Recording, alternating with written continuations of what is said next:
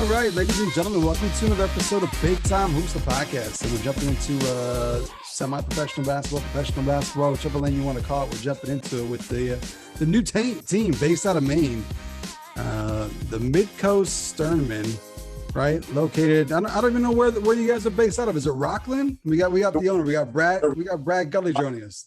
Rockland, Mid-Coast. We're practicing and playing over at the MAC basketball facility in Warren, right on Route 1. But we're based right here in Rockland and Warren. So that's my first question. I want to know, like, how did Rockland become the place to get this team going? Because, you know, when you think of Maine and professional basketball or semi-professional basketball, you probably think maybe like Portland, Lewiston, Auburn, Bangor, but we're out there on the Mid-Coast. So how did it come down to where you guys are at here? So, you know, I've lived down here for just about 9 years now. And obviously basketball has been a big part of my life. And, you know, we run a small little AAU program here. We got 6-7 teams, Mid-Coast Elite. So we've been doing some stuff with that for a while. And then, you know, I was always looking for ways to expand or grow and fundraising opportunities, you know, for the AAU program. And I saw this league pop up back in December. It came up on Facebook and I clicked on it. And it was called the PBA, the Pro Basketball Association. And, you know, it was minor league basketball. I started reading up on it. You know, the commissioner, Chris Terrell, he's down in Dallas, Texas, but he spent 13 years overseas. And he coached in some of the high leagues and in China, coached against Stephon Marbury. But one of the things he said was you know, the American minor leagues, you got the G League, obviously, which is top notch, but you get below that, they're kind of scattered all over. There's not consistent film. There's not consistent stats.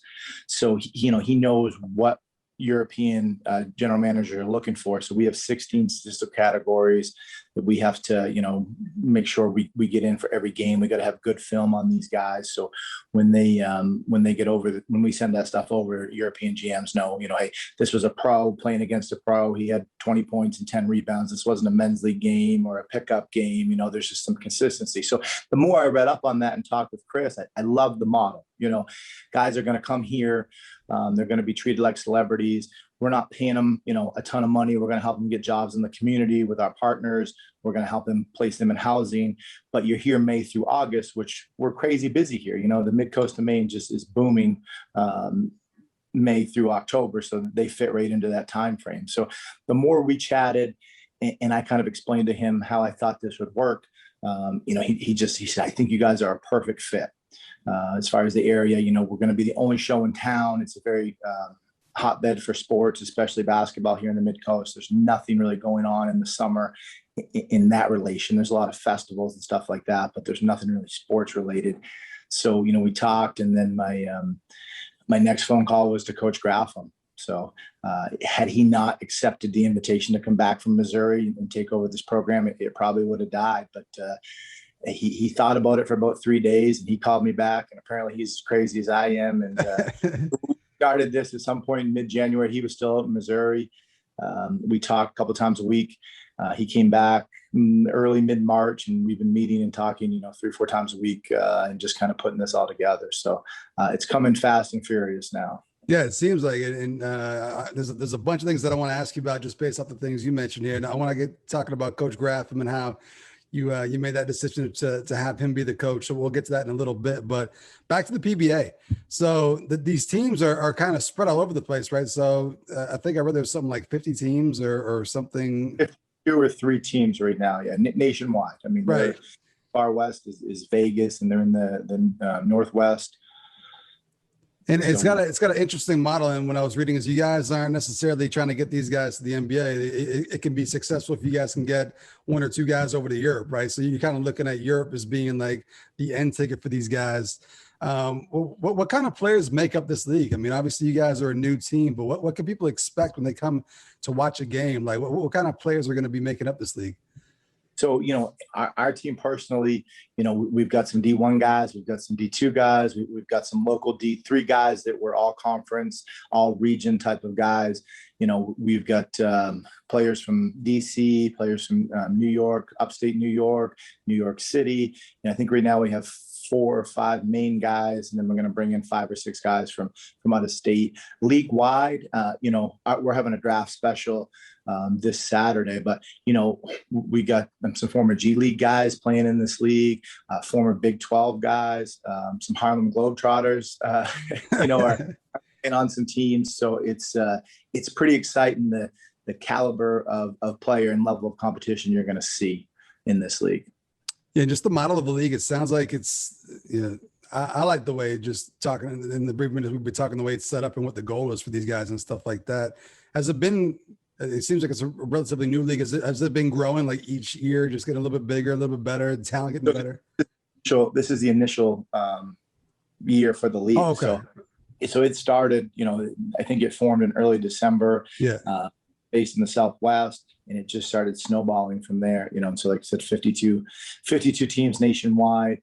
The cost of ownership, the barrier to get in, it doesn't cost you tens of thousands or hundreds of thousands of dollars to do this. If you've got a good network in place where you can find these guys part-time jobs, you can find them housing, they're going to come up here, they're going to get a stipend per game, but the end goal, like you said, is for these guys to get good film, get good stats, and go on and get signed overseas. I mean, look, we'd love to send a guy to the NBA, but we're bringing in, we're telling them, hey, we're going to use our connections and help you make a living playing basketball overseas if that's your goal. So you guys had tryouts a couple weeks ago, I think it was, just brought in a bunch of guys and a lot of main kids in there. What was that process like? How'd you guys reach out? I'm guessing you want to get the best players possible to put the best team forward. But how did you go about getting this group together for the trials? What was that process? So, 3 weeks ago, Coach Graffle and I get together and we're like, we don't have any players. Like, this is fast and furious, and what are we going to get? And who are we going to get up here? So there was a couple ways. There was a draft combine down in Rochester, New York. Coach Graffle went down to that. They had another one in Dallas, Texas, which was available online, and we watched that. So we scouted a few players that way. We put together some flyers and shared them on social media. I'm 40, Coach Graff, I won't say his name, but he's of a different generation. So he was like, well, let's drive to Portland and get a stapler and start putting these flyers on. I got some young interns from high school that are working. They'll get this out. So we blasted it out on social media. A lot of these, European Basketball Connection Facebook pages, minor league basketball Facebook connection, so put it on there. Had a lot of people reach out. Obviously, it's a little bit of a haul to the mid-coast of Maine from a lot of these people. So, not everybody that reached out made it, but social media was really how we got it out. So we had the first tryout, and I think there was like 14 or 15 guys, which we didn't know if we'd get 2 or we'd get 50. We weren't really sure. It was unbelievable. Coach Graffam was in there running the practice. He had one of his former players from Westbrook, star at Lincoln Academy, Chris McKenney, was in there, and they ran an unbelievable tryout. And these guys that came were guys that want to make this team and want to go on. So they were getting after it. I mean, it was, we had the gym for 2 hours. After about an hour and 40 minutes, Coach looked at me and he said, Brad, I've seen enough. I know which guys I want to keep. And I said, can you keep going for 22 minutes as a basketball job? This is great. Just seeing guys in their mid-20s, early 30s, just grown men getting after it, diving on the floor like junior high kids trying to make the middle school team. It was incredible. So then that was so successful. We found 5 or 6 guys there that we wanted to sign. We got a little bit of news coverage after that. A bunch more reached out. So we had another one just this past Saturday, and same thing, 12, 14 guys showed up, and we invited a couple guys back that we weren't certain about, and they just got after it again. So it was incredible. So after that, and then with our one draft pick, we were able to fill a team. We actually, we went from 3 weeks ago not knowing if we were going to have enough for a team or a quality team to having a couple, D2 guys on the fence that we may have to not take, so that was a good problem to have. Yeah, I was going to say, I wouldn't mind having that problem right there. And you guys have been announcing a couple of the players. It seems like you kind of, not announcing the whole team, just kind of announcing player by player. So can you let the folks know some of the guys you guys have actually named so far that have made the roster? So sure. So we first player we signed was Carter Skaggs, and he pretty interesting story. Indiana kid, was a very good player out in Indiana. Went to a big school out there. Didn't get a lot of attention coming out of high school. So he kind of was going to go to a junior college, and he actually ended up at Bridgeton Academy. So he had some main ties. Left Bridgeton, went out to Washington State University, and ended up having a good career out there. I have teenage sons, and in the moment I mentioned him, that they knew who he was. They already followed him on Instagram, but I think he dropped like 20 in the second half against UCLA at Poly Pavilion a couple years ago. So, he was our first player. He saw us on the news. He came to that first tryout and reached out. So we were great. We never thought we'd get a player from the Pac-12 here right. in minor league in Mid-Coast Maine, but he was the first guy we signed. And then we had Chuck's. I've news from Malloy College. He's a 6'6", 240-pound power forward. Malloy is a D2 school down in New York City. He's signed. We've got. We just signed. I'm just thinking here. Thomas from up in Fort Ken. I mean, 6'9". I mean, the guy's ginormous. So people are going to absolutely love him. We signed Joey Puttester. He's a pro up in Canada. He saw us on Facebook. He was one of the first guys to reach out way back when. He spent 3 years over in Holland playing professionally, and then spent a year in the Canadian Pro League. But they're kind of in purgatory up there in Canada right now. Everything's still really shut down. So Joey's going to arrive here in a couple of weeks. So, and then we got 3 or 4 more guys we'll be announcing later this week. Good start, though. Good start to the roster right there. No, absolutely.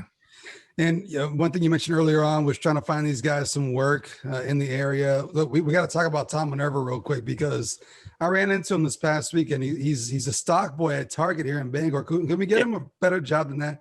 He's the world's largest Target employee. We got to get him out of Target. Yeah, no, we talked about that. So, I mean, the great thing about that, because one guy I forgot to mention too was Trayvon Butler from Husson. So they're both in the Bangor area. Oh, yeah. And so they can kind of commute down. But Thomas, I think he's ready for a little change. So we'll see what.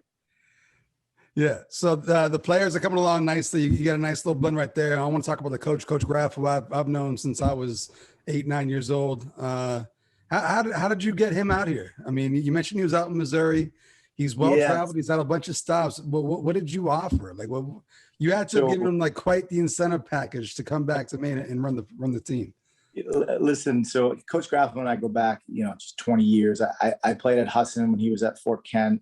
And then I coached 3 years at the University of Machias. I was an assistant there in the mid-2000s, and he was at one of his stops in Vermont. I can't remember which one. So I coached against him, but, obviously knew him. I mean, the guy was a legend. Played in college with a guy that had played with him at Fort Kent too. So like I said, know him for 20 years. He was here. He's from the Mid-Coast originally. So he was looking to retire here, and he was doing some training. So I have teenage twin boys, and they were doing some stuff with him probably February of 2020 in that time frame, just before COVID had hit. So I got to really know him, and we just started talking hoops. And, as it goes with hoops guys, you have these conversations that last 30, 40 minutes, and knew a lot of the same people, and had been, a lot of the same places. So we just kind of really hit it off. And then he left and went back to Missouri. But before he left, we talked about bringing him on board and doing some stuff with Mid-Coast Elite, getting him and coaching with that, and doing some camps and clinics and that kind of stuff. So something he looked like he wanted to do. Then COVID hit. He left and went to Missouri. We stayed in touch, talked every couple of months. He'd check in, I'd check in, saw this opportunity, reached out to him and said, "Hey, would you be interested in this? Here's my thought," laid it out to him. He said, "Let me think about it." And then, like I said, 3 days later, he called me back and he said, "I'm all in." And he said, I can't get back till March though. I said, "That's fine. We can do a lot of the stuff behind the scenes over the phone and that kind of stuff." So we were working, 2-3 days a week together, putting this all together. And then he came back in March. So he's just looking for an opportunity. I mean, he's kind of done it all, in his career. He's been a lot of places where he was doing startup, he's starting up college programs, what have you. And I think that really excited him. And then he just was sold on the model and really trying to help these guys. So I think it's a good place for him to finish up. And look, he was telling me, "Brad, maybe I got 3-4 years left." If you could have seen him in the gym on Saturday coaching these guys, he looked 30 years old. He could coach years after what I saw on Saturday. So you got your players, you got your coach. What's next? You mentioned how this is all just coming together so quick, and the season's right around the corner here. Like, what do you guys have left before the first game kicks off here? So we got our draft special this Saturday. The draft was actually last Saturday, but they've signed a deal with Roku, the PBA has, so they're going to do a big special, which will air on Roku and on their channel. And then we're finalizing our schedule. Looks like our games are going to start late May. So that's the tentative schedule's out, but we'll get that finalized and have an announcement here shortly. And then, like I said, we're practicing and playing over at the MAC and Route 1 in Warren. So that's all finalized. We got to get some referees, and we got to get our online store going, and the uniforms have been ordered. They should be here in a couple of weeks. So other than that, I think, we're pretty much wrapped up. Got to get some housing for some of the guys here in the Mid-Coast. Is a little bit of a premium, but we got a couple good leads, so I think we're going to be okay. Because at the end of the day, we only got 7 guys. So right. And then once these games kick off, like what can the fans expect? I mean, obviously we still got COVID going on and stuff like that. So you guys gonna have actual fans in attendance at games, or what's that gonna look like?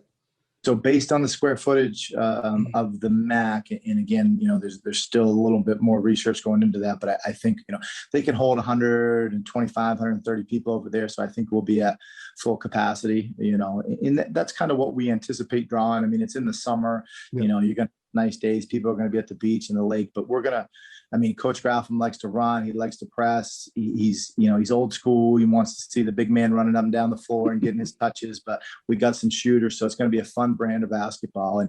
And based on what he saw when he went down to the combine, when we watched the combine in Dallas, we're going to have a good team. I mean, at one point it was just about putting the team together and see where we go, but we're in the Northeast Division, and there's we're a startup, but some of these other teams have been around. I mean, the Rochester Razor Sharks, they were in the PBL for years. They're a 15-year-old franchise. So they're kind of the model for minor league basketball in the Northeast, but we feel like we compete with all these guys with the roster that we're putting together. So we're very excited to get this thing started. You mentioned the division. So how does the season actually look? You're going to play just all the teams in your division and then a playoff with the best teams from the divisions when it's all said and done? Or how do you guys declare a champion? So it's going to be a 10-game regular season. You're going to play within your division, home and away. Not everybody. We're fortunate. There's a team in our division from Ohio, so we don't have to go to Ohio, and they don't have to come to Maine. But we make a trip to upstate New York. There's 2 teams up there. We make a trip to Pennsylvania. There's 2 teams down there, and then we make a trip to New York City. There's 1 team just outside of there. So that's our road schedule. And then all those teams that we go on the road, they come home. And then based on that, you'll have a 1-2 in the division for a playoff game. Then we'll go on to the regional playoffs, which will eventually lead to the championship, which is going to be held in Texas. You guys are going to be putting on some miles here with some of these games, some of these road trips. Yeah, absolutely. Coach Graffam's got a big old coffee mug and he's ready to go, he said. So the scheduling's good though. When we go on the road, they schedule us for 7, 8 o'clock at night. So on a Saturday, and then on a Sunday, we've scheduled at 1. So that game will be over by 3, and we can get these guys back up here, by late Sunday, early Monday. It's not going to be a, 8 o'clock Sunday night game where they don't get home till 5 a.m. or anything like that. The league's pretty accommodating, and they understand that, we're minor league teams. We're not flying, and we're taking vans that we're renting, and the coach and the players are driving. And hopefully as this continues to grow, there's been some talk, about putting teams in New Hampshire and Massachusetts and Vermont. So we'd have some more local New England competition, but year 1, we're going to put some miles on, but that's okay. I like the model. The more you talk about it, the more I like it. I like the angle. It's not necessarily NBA. It's let's get these guys professional deals in Europe and let's get them someplace. So I like the model of it. Real quick before we get up out of here, I want to ask you about Mid-Coast basketball. That's been one of the fun things about this podcast, is just talking to people, different parts of the state. And there's all kinds of great basketball in all these different pockets throughout the state. And the Mid-Coast is something that I didn't know really much about growing up. I'm a county kid, so right. I knew county, I knew Bangor, and I knew Southern Maine. But talk about Mid-Coast hoops, because the more I get into it, the more it seems like there's a real good hotbed of just good talent down there and just people who love basketball. Yeah, no, it really is. I mean, I moved here 9 years ago, and at that point, for the first 2 or 3 years, Camden, Madomic, and Oceanside, they were all, I believe, they were all in A back then. They were 1, 2, and 3. It seemed like every year, competing. But now Madomic and Oceanside, Madomic's moving down to B South. Oceanside will be moving from B North to B South this next year. Camden's still in A, but you have a lot of great players here. They're just the rivalry is good. The town still get, coming from the county, you get it. I mean, last person out when you're heading to the tournament, shut the lights, right? I mean, that's how it is here too. The community still really support them. It's their basketball towns.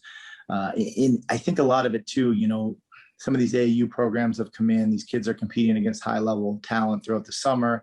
Matt McKenzie does a lot down here with results. Ben Tier's been down here a lot. So these kids are getting high level training. So it's just it's not, hey, we're playing basketball 3 months a year and then we're on to baseball, and then in the summer we're at camp, and then fall we're getting ready for football. These guys are training year round now, so you have some really good players coming through, and I'd watch it for the next 3 or 4 years because there's going to be a lot of talent coming through the Mid-Coast. I agree. Real quick for the folks out there that want to pay attention, follow along during the season here, where can they go follow you guys? Where can they stay up to date on news, schedule, signings, all that stuff? So, like us on Facebook, Mid-Coast Sternmen, Mid-Coast Sternmen on Instagram. That seems to be where the bulk of our traffic is going. We've got a great young intern handling all that kind of stuff, but we're working on our webpage. We're working on our store. All that stuff's gonna be coming in the next couple of weeks. So, and then, if you go to the MAC website, we're partnering up with them. So they'll be sharing a lot of our stuff as well. Very cool. And I'm guessing, not only will the fans be able to see just a bunch of great talent on your team, but talented folks coming through all from these other teams throughout the league, right? So they can expect just good basketball. Oh, it's going to be great. I mean, there's a lot of D1 guys on some of the teams in our division. It's going to be explosive. I mean, a lot of great basketball played here in the Mid-Coast, but a lot of it's not above the rim. And you're going to see a lot of the rim basketball based on what I've seen from the draft combine and our couple of workouts. So it's going to be a lot of fun. Absolutely. Shout out to Brad for coming through, owner of the Mid-Coast Sternmen. We're going to have Coach Graffam on here for part 2 of this episode as well, so we'll get to know him a little bit. But Brad, thank you for coming through. Appreciate it, man, and best of luck the rest of the season here in this inaugural season for you. Hey, appreciate your support, and you're doing good things. So keep it up, Tom. I appreciate it. Appreciate it. All right, joining us now is the new coach of the Mid-Coast Sternmen. We got Coach Jim Graffam coming back to Maine. Coach, how are you this morning? Hey, thanks, Tom. I'm doing great. Great to be back in Maine and facing the final chapter in my career. So, yeah, I was gonna. That's the first thing. That's the first thing I wanted to ask you was how special is this job, or what was it about this particular job that lured you back to Maine? Because you had something going out there in Missouri, I believe it was, but Brad was able to get you back here. Well, I've always loved to coach, and to have a chance to coach at the highest level, I think is what every competitive person, looks forward to. And this checked all the boxes for me. My wife very much supported it, even though she's still back in Missouri. She knows that I love doing this, and I just couldn't turn it down when Brad called me. So. And I'm wondering, this is all happening kind of quick. When I was talking to Brad, he was talking about how everything is just one thing after another right now, trying to get ready for the season.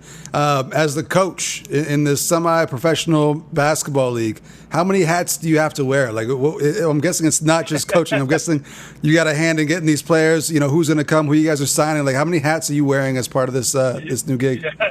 Well, and let me first off say, this is professional basketball. They are getting paid a game stipend. So, okay. They have building a resume. Many years ago, I used to play semi, and it wasn't very professional, believe me. But anyway, I'm the general manager. And one of the things that I've always been pretty good at is recruiting. So that was the first job that we had. I mean, 3 weeks ago we didn't even have a team, and now we've got 10 players on the active roster, of which I am thrilled with. The mixture that we have between former pros and guys just out of college is a great mixture. The guys are really hungry and they're getting after it. But it's like. Many years ago when I went to, Westbrook College to work, I was the first coach there they'd had since, it was in 1990, and they hadn't had a coach there since 1945. So I had to buy all the uniforms, the basketballs, buy the nets and everything else. So I've been doing all of that, putting together travel itineraries, trying to get a schedule together. I've had to drive to Rochester, New York to go to a pro combine, and I guess I've got plenty of hats on, but I wouldn't have it any other way, Tom. This is just a pleasure to get up every morning. What kind of challenges do you face, with this next role? Because you got guys where the goal is to hopefully move on, play in Europe. Like that's kind of like the blueprint. That's if you guys can get some guys over to Europe to play, then it's kind of a success in terms of for these guys. What kind of challenges do you face? Because I'm guessing everybody wants that. Everyone that makes the team wants to move on to like a bigger and better league out there. So are there any challenges to trying to keep this group of guys together to still have the same mindset, to be bonded, to try to win a championship in this league? Like, is that the biggest challenge, you think? Well, yeah. I mean, obviously, any team has those goals to try to better themselves and all that.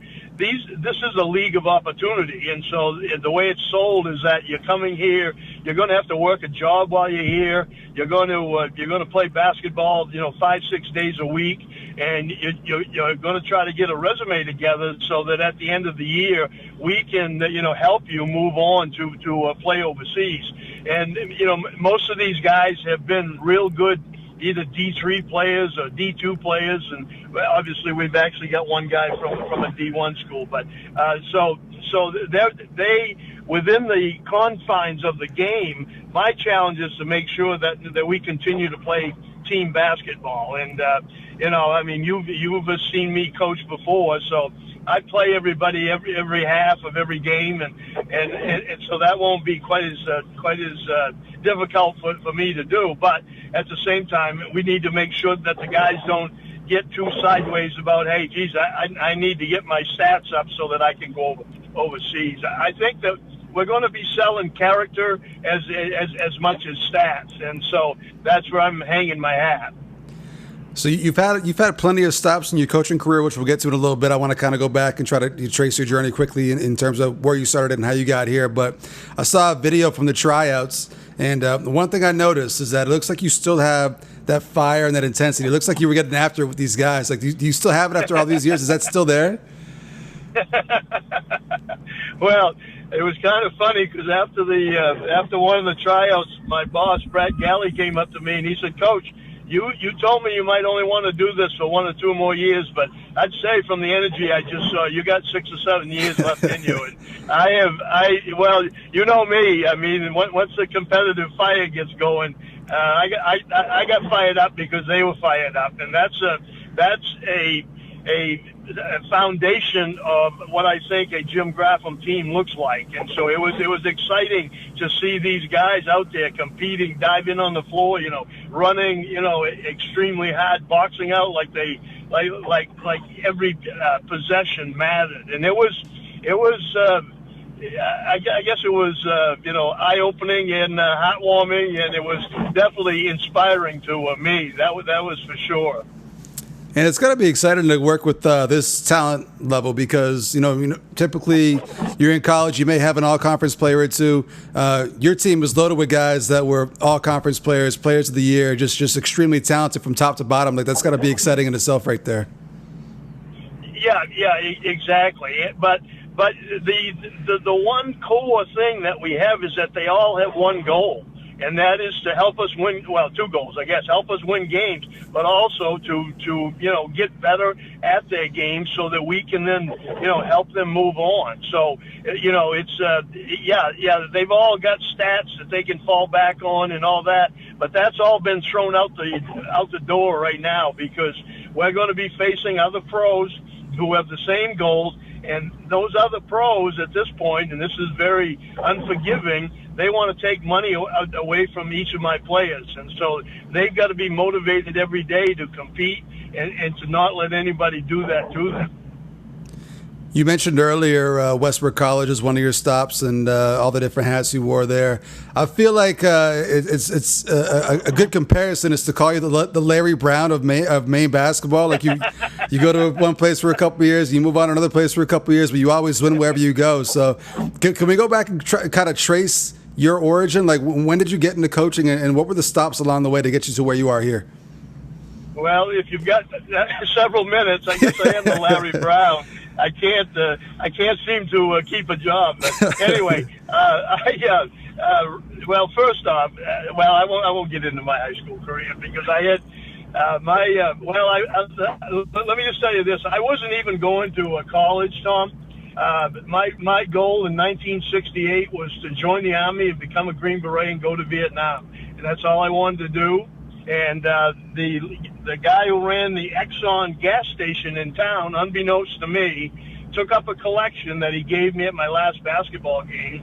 And that collection paid for my first year at USM. So I didn't even have to raise a nickel, and I felt obligated to go, and I felt guilty about it a little bit, but all that. But anyway, so I wound up going to college, and I graduated, and that's what got me going. And as you know, I did serve 22 years in the Main Army National Guard, so I am proud of that. But it seems like my career has been building programs wherever I've gone. And so I started out coaching freshman and JV basketball under a legend in the Waldoboro area, Art Dyer. And then my first coaching job was at Bonnie Eagle High School. We just transited from the Triple C, which was Cape Elizabeth and Greeley and Yarmouth and Freeport and all those schools, into Class A, which was South Portland, and all of those. And so we had to build something there that was quite a challenge. It took us a couple of years before we made the tournament, but we wound up doing that. I then went to St. Joseph's College as a head baseball coach and assistant basketball, and I had to build a baseball program from the ground up, and we built a stadium that is now worth probably $500,000, and it took us about 3 years, but the last 4 years there we won 3 New England championships, and I was proud to say that I left a good program.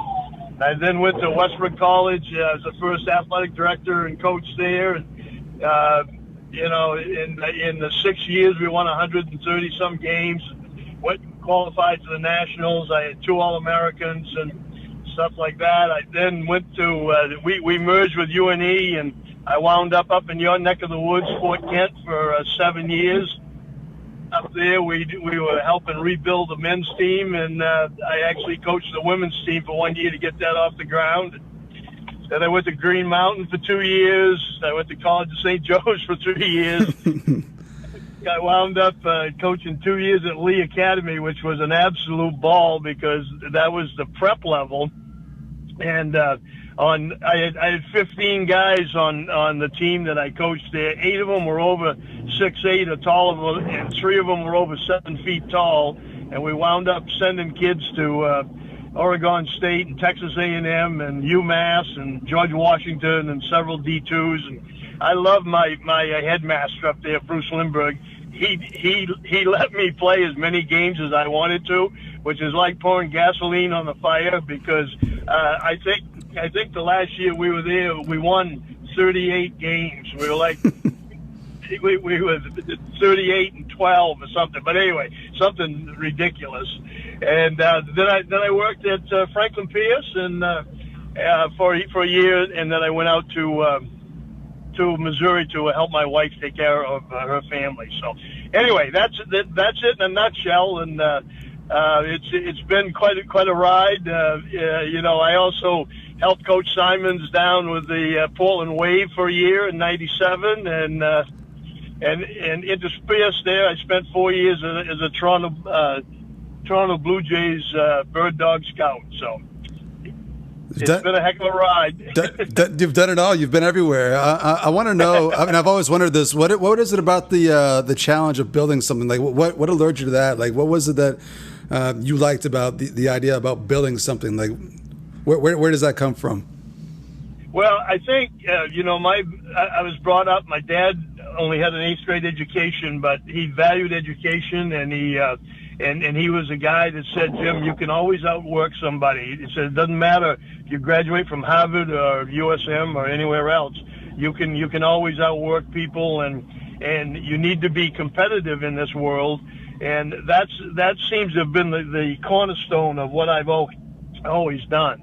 Is that, it seemed like, and I think you saw my teams up at Fort Kent, I could get kids from little small towns and even big cities, and I could make them be competitive.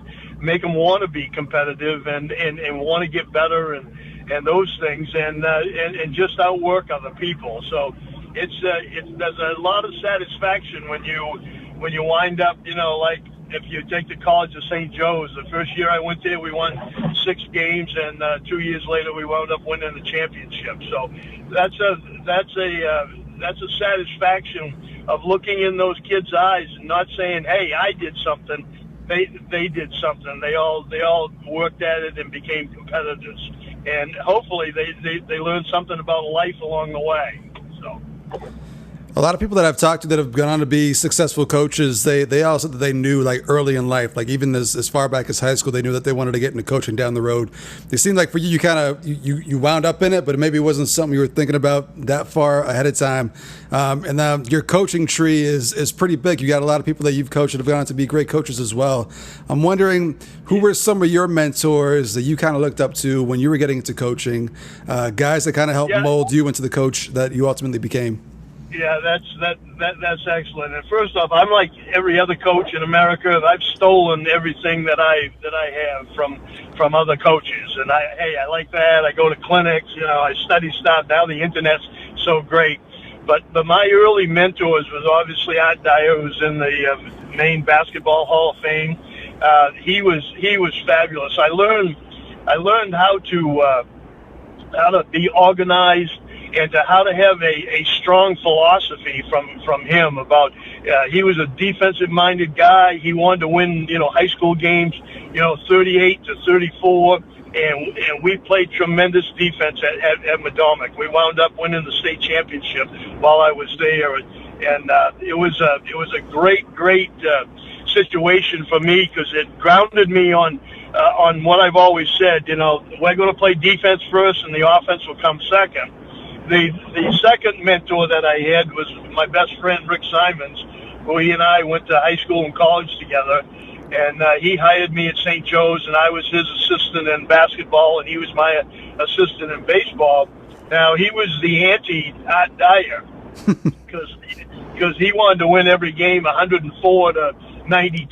And so, if you couple those two together, I had a great, situation that I could rely on because he made me realize that not only could you put in impressive defensive pressure on that would impact on the game, but you could also run the ball down people's throats, and by the end of the game, your conditioning would definitely impact on the other team. Plus, he was really innovative in how he ran his offenses. I mean, kids love to play that style. I mean, you love it. Everybody that has ever played for me, I don't care if they were 7 feet tall or 5'6", loves to play tough defense and then get it and go and get that ball down the court as fast as you can. So those were two of my mentors.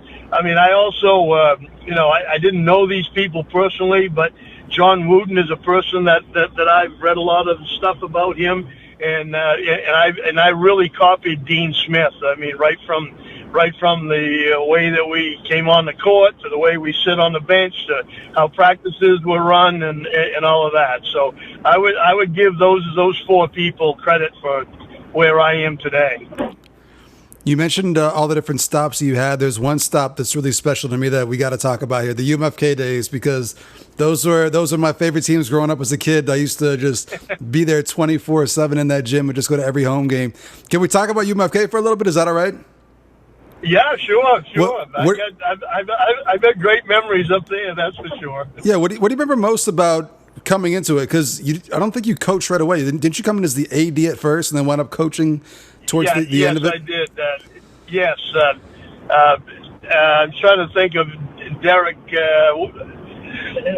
Derek Johnson? I can't remember his last name. Yeah, Derek Johnson. Derek Johnson was the head coach when I came back up there. Well, I coached 2 years, and then I left for a year to coach the Wave during the summer, and then I told him I wasn't coming back, and then John Martin convinced me to come back and be the AD, that sort of stuff. So I actually came back and coached the women's team for 1 year, and then I didn't coach for a year, and then eventually I took over the program. But anyway, two or three of things that stick out in my mind, and one of the things, and I don't know whether you remember this, Tom, but Bob Ryan from the Boston Globe came up. I remember that. And do you remember that? Yeah.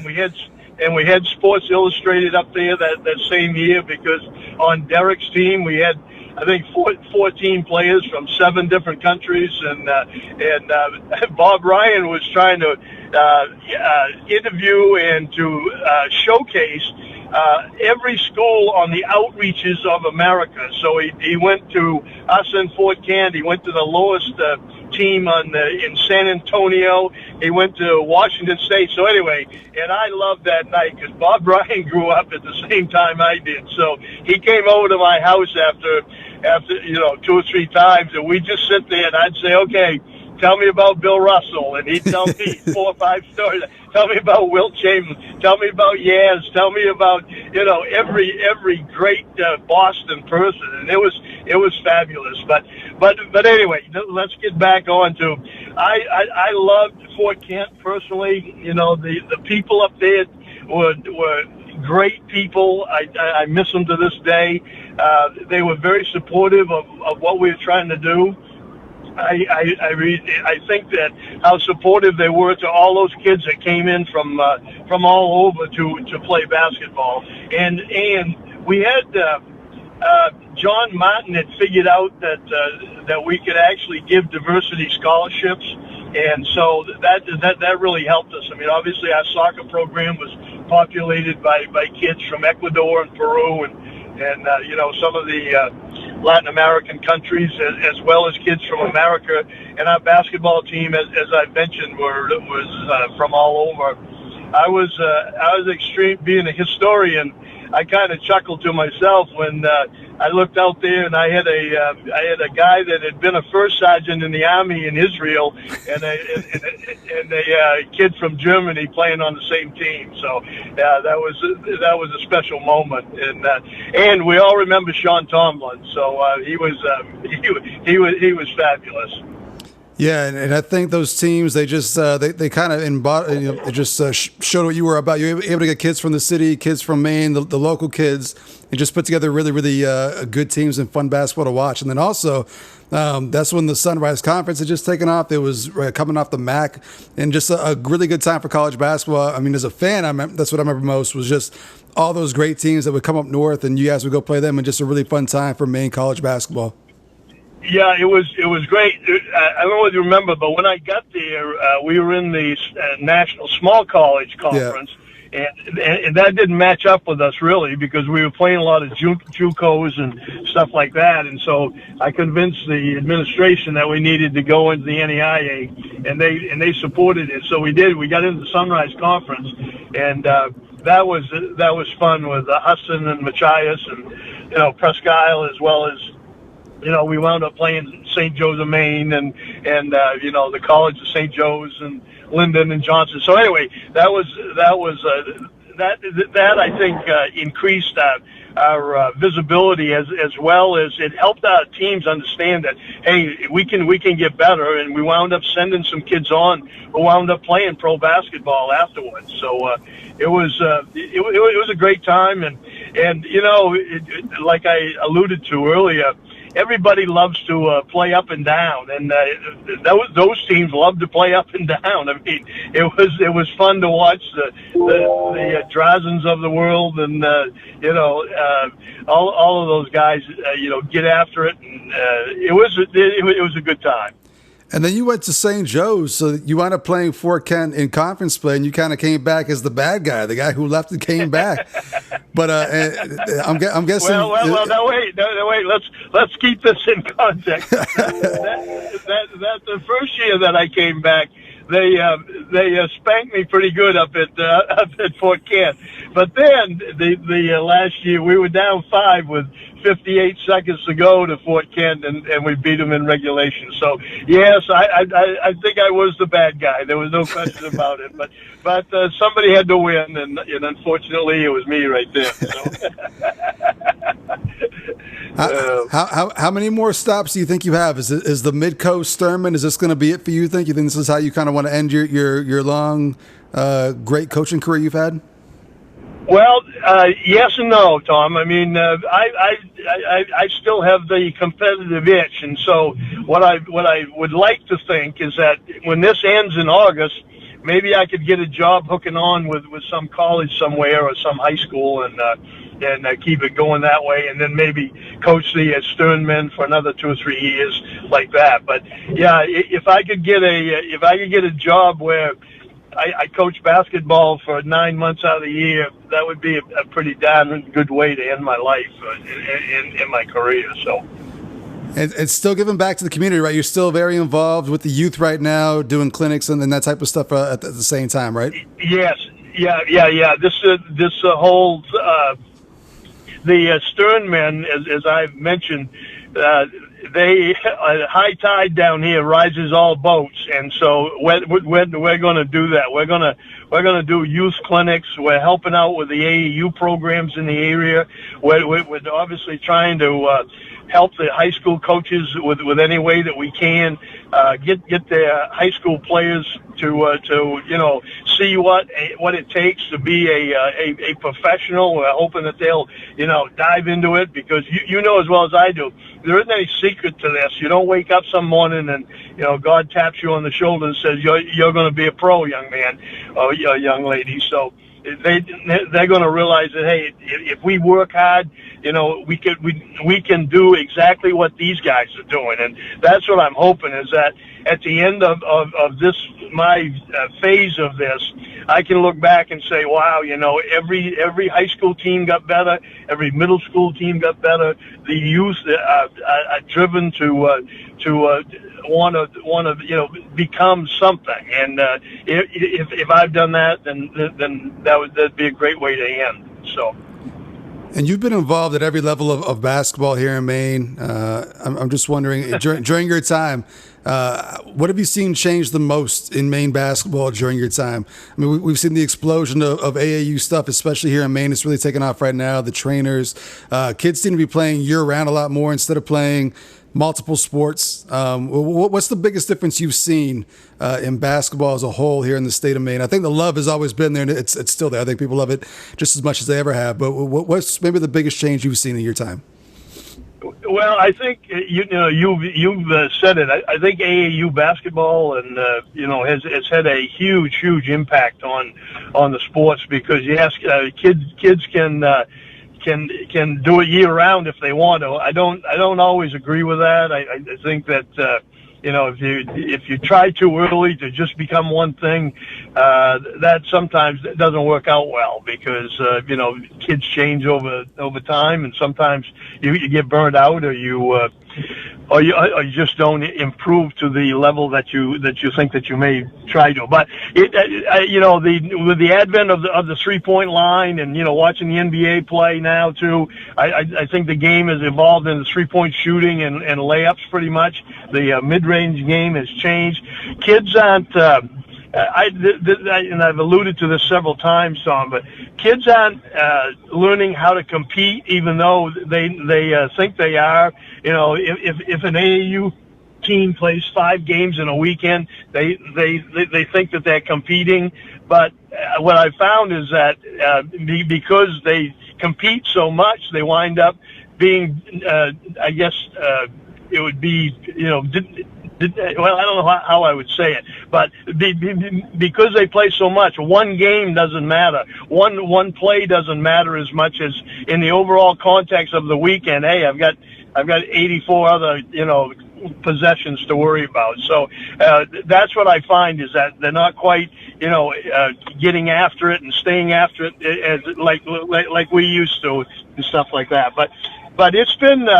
I think basketball skill-wise, they can get better if they want to, and it's a matter of putting the time in. There are some excellent trainers out there who are doing some great stuff, and I've seen that all over Maine. And so the options there. It's just a matter of kids spending the time not only with the trainer but on their own, trying to get better. Absolutely.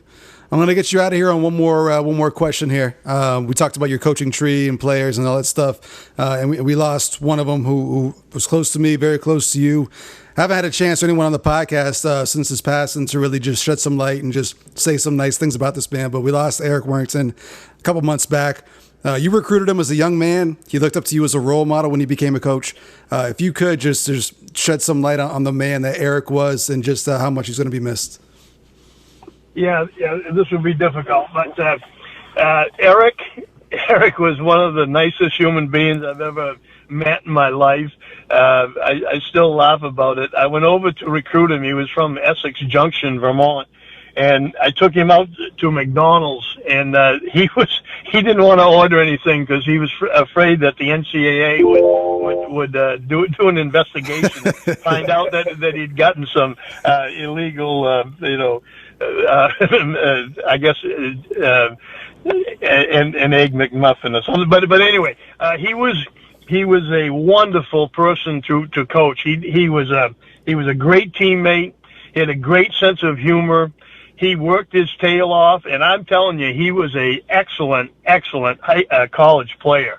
I've said this many times. If he'd have been able to put on 25 pounds maybe of muscle, he would have been, playing for UVM or Maine or definitely a D1 school, because he could shoot it. He could run the floor like a deer. He rebounded. He blocked shots. I mean, there wasn't anything he couldn't do. And I'll tell you this little aside here, because this is Eric to a T. During practice, lots of times we'd be doing individuals or something, and Eric was known to go up and hang on the rim and grab a rebound and dunk it while he was hanging on the rim. And I remember my coach, Bruce Bowers, saying, Coach, you got to have him stop that. He's going to do it in a game sometime. Well, he did it in a game against St. Joe's, and the referee didn't even call anything. He just did it so quickly, and the other coach was going ballistic. And anyway, I turned to Coach Bowers. I said, "See, I mean, it works every now and then." But anyway, Eric followed me to Fort Kent on the advice of me and Chris Miller, actually, and he did a great job while he was up there. He was, coached the girls soccer team and the basketball team, and when I left, he took over the men's program. So, but once again, easy to work with, great sense of humor. You wanted to see him every day. He was just one of those guys, and his impact on people, as you've seen from the outpouring of sentiment since he has passed, has just been it's been heartwarming and heart wrenching at the same time. I mean, he just had a way of you wanted to be around him, you wanted to listen to him, and he had great advice for young people. And I'm so saddened that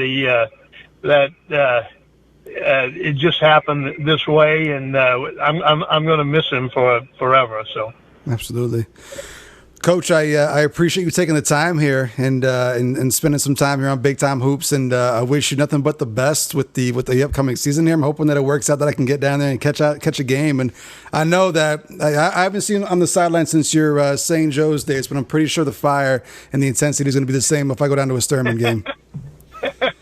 Well, first off, I would invite you down. I think that it's going to be a lot of fun, and I just want to tell all the fans back at home, we are streaming every game, so you can watch them, wherever you are. I think that the fire is still there, and then when it isn't, I'm going to have to give it up. But right now, I've been pretty wound up 2 or 3 times, so I'm looking forward to having those sweaty palms at 5 minutes before game time, and then getting after it. Because think about it, I mean, this is the highest level of coaching. The coaches I'm going up against, either young guys who want to be me, or old guys like me, and so this will be a challenge, and whenever there's a challenge laid, hopefully there'll be an answer to it. So thank you for this interview. This has been great. Absolutely. Well, Coach, best of luck. And when's the first game? Is it mid-May? Actually, it's the 29th of May. They just had the schedule come out, and I haven't seen the rest of it, so I'm not sure when exactly our first home game is. But it's the 29th of May. Our first practice is on the 13th. I've alerted everybody. We've got I know probably Brad's already explained this, but we've got guys moving into some cabins up in Northport. So there'll be 4 or 5 guys living together up there, and then the rest of them are just going to commute back and forth. Very excited about, our number one player played at Washington State. He dropped 20 on UCLA one time. He had 26 and a half, big, strong left-handed shooter. He's going to play the power forward for us. Got a great kid out of New York City who's a 6'6" center, weighs about 240, and he can run the floor. And I just signed a kid out of Fort Kent, the 6'8" center that played up there. Do you remember him, Tom? Tom Minerva. I saw him at Target a couple of days ago. You guys got to get him a different job. He's too tall to be a stock boy at Target. You guys got to find him something else for a job here. Well, hopefully he's going to find a job overseas after this is done. So anyway, but I'm very excited about him anchoring the 5 slot, and I think he can run the floor. And our guards are just, we got a point guard from Canada. He's played 3 years over in the Dutch league. He's excellent. He's got a great personality.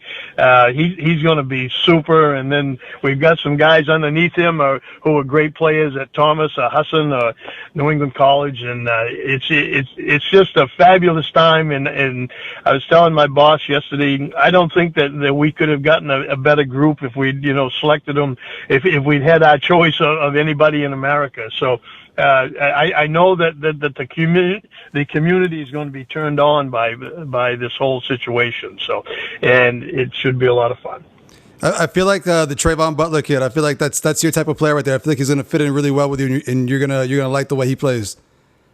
Oh yeah, he not only is he a physical specimen, but he's got an edge to him, and that goes back to that competitiveness. I know.